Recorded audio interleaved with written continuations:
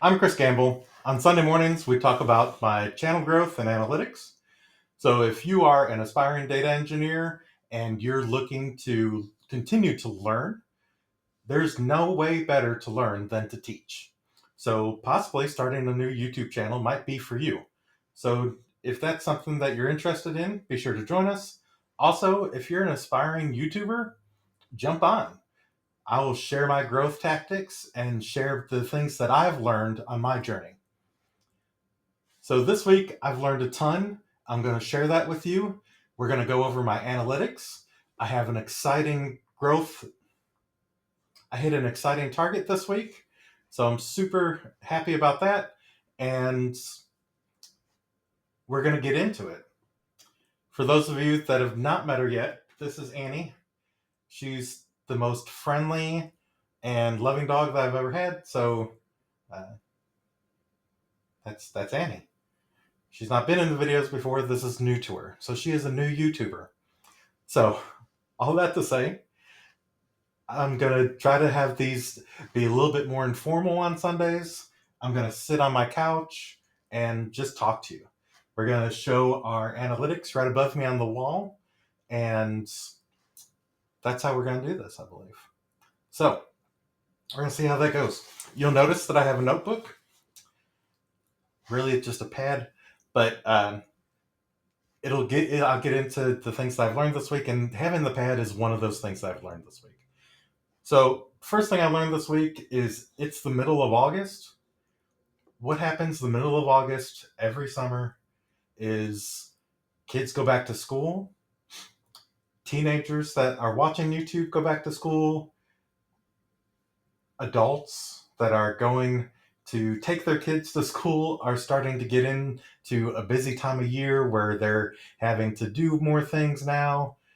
In addition, all the college kids are going back to school and moving into campus.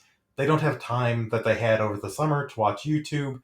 They don't have time that they have in the winter to watch YouTube or to try and learn things on YouTube that they may have dedicated time to during the summer or during the year. So this specific time of year, it's normal that your views go down. I was a little worried that I'd done something wrong this week, but I think it's just that. It's just that the volume on YouTube as a whole is going down this few weeks of the year. It'll pick back up. Don't worry about it. Everything that I've seen, I've researched, is that it'll pick back up once everybody gets moved in and settled. But that's what it is. Second thing, there is another YouTuber. His name is Rob the Maritimer. He has a YouTube channel where he talks about Camtasia trainings. Camtasia is the video editing software that I use. Honestly, I don't hear very many people using that software, but it appealed to me and the way that I use software, so it was the choice that I made.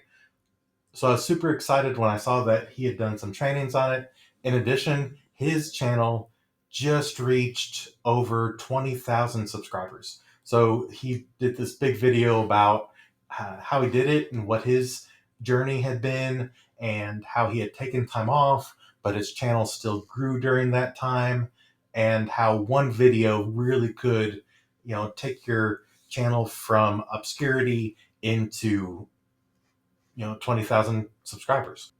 One of the things that I learned from him is how to do some custom zooms. And so super cool. In addition, the other thing that I learned from him was when you're doing a screen capture, specify the part of the screen that you actually want to capture so that when you magnify it or make it bigger, then you don't lose so much of so it doesn't become grainy when you zoom in on it. And so I had done some SQL tutorials that I had zoomed in, and honestly, at first I didn't realize that it was grainy until I had somebody comment on it. So, which goes into comment on the videos. Sometimes the YouTuber, sometimes when I'm doing the editing and I view it in the editing, it looks crisp and clear and clean.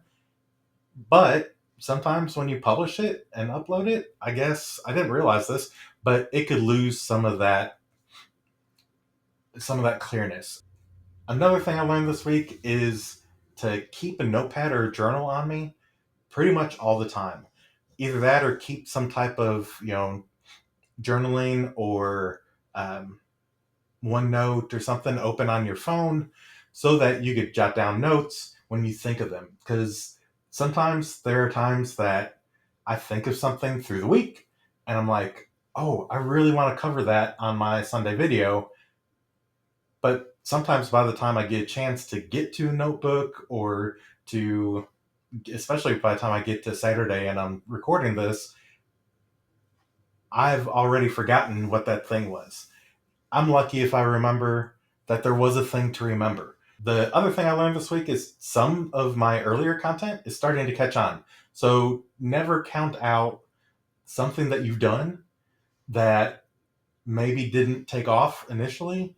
It may take time for it to catch on, for the right moment to come along that, hey, more people are interested in whatever it was that you had done your video on, especially for those of us that are doing how-to videos or training tutorial videos. Leave them out there. Don't take them down. The final thing that I want to cover with you real quick is something I went over last week. For those of you that didn't watch last week's video, one of the things that I talked about last week is how initially I had went out and invited everybody I knew to my YouTube channel because I thought this is going to be great. I'm super excited about this. I'm really passionate about it. I want everybody to know, and I knew that people would support me because they want me to be successful. But that's not always the best thing, right? I talked about this last week, talked about in detail why with some examples last week. So be sure to check out last week's video if you're interested in learning more about why. But I watched a video that was just published yesterday from Paige, and I'll put the link to her video down below as well in the comments. And this week we hit over 200 subscribers. Woo! And is not as thrilled as I am, but she's very happy for us. So over 200 subscribers, super excited, kind of a milestone for me. I wasn't sure that I would hit over 200 subscribers this week. Early on, it was kind of slow going, but I did have 18 new subscribers this week, which is one less than last week, but still kind of right around that 20 range that I've been at for the last couple months per week. I'm excited about that. Excited that I'm at 203 this morning, was at 201 through yesterday. Um, my watch time hours was somewhere around 18 hours this week. Again, not going to cut it to get into the YouTube partner program. I'm going to have to definitely figure out how to bump that up. I'm hoping that as I get more subscribers and more interest in the channel, that will continue to increase. And then my my views this week were somewhere in the 400s. Again, it'll be above my head when I do the editing. And that was down about 45% over last week. I did a couple shorts this week. They did not do well at all. Only for a little over 400 views this week. Watch time hours was just about 15% less than last week, though, so pretty good. And most of that's going to be, almost all of that's going to be long form video, which is awesome.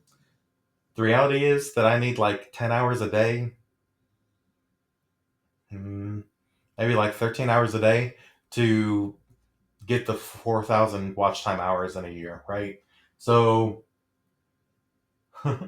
18 hours a week is not going to cut it. I need more along the lines of uh, much closer to like 90 hours a week in order to hit the YouTube Partner Program. So, for those of you that don't know, the YouTube Partner Program is the program where creators start to get money from YouTube for the advertisements that get shown before and during their videos. And you have to have 1,000 subscribers and either 4,000 watch time hours on your long form views, which are just the videos that aren't shorts, or 15 million views on your shorts. So there's a couple different ways to do it. I hope you had a great week. I hope you have a great coming up week. I'm going to do a video on SQL window functions this week. I'm going to do a video on some Python data types and Python containers this week. So if you're interested in those things, be sure to like and subscribe so that you see when those videos come out. In addition, I'm also going to start doing a small business series for people that either work in small business as a data professional or for the small businesses themselves that are interested in learning more about how to manage their data. So follow me on those journeys. If you're interested in learning about my previous journey videos, be sure to check those out here. If you're interested in learning more about data engineering concepts, be sure to check those out here, and I'll see you next week.